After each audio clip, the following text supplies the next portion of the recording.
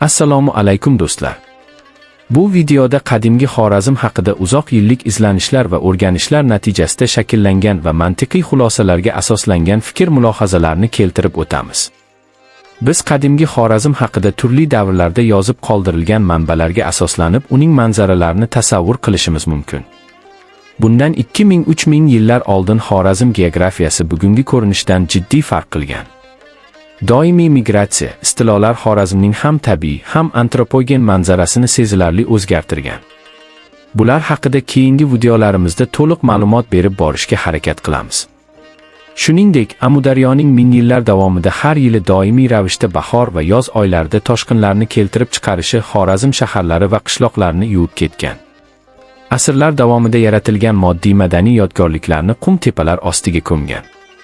To'xtovsiz sodir bo'ladigan tabiiy ofatlar va buzg'unchi urushlarga qaramasdan Xorazm sivilizatsiyasi rivojlanishda davom etgan.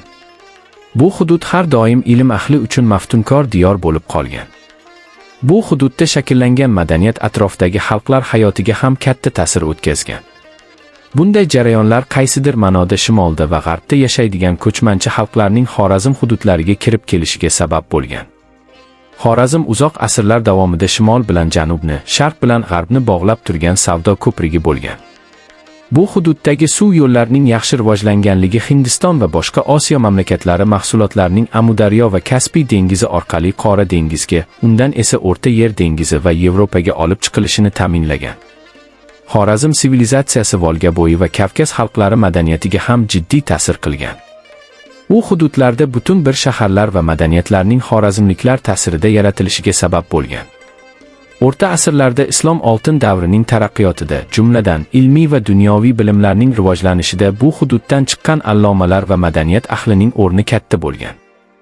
Ezgu fikr, ezgu so'z va ezgu amal tamoyillari asosida butun boshli bir tamaddunni insoniyatga bera olgan Xorazmda aql-idrok hayotdagi barcha tushunchalardan ustun qo'yilgan. Turli davrlardagi shafqatsiz qirg'inlar va ular oqibatida ming yillik kutubxonalarning, madaniyat o'choqlarining yo'q qilinishi Xorazmda ilm-ma'rifatga bo'lgan intilishni so'ndira olmagan. Bugungi kunda ham butun dunyo bo'ylab bir qator arxivlar va kutubxona jamg'armalarida xorazmlik olimlar tomonidan yaratilgan 10 minglab kitoblar o'z mutaxassislarini kutib yotibdi.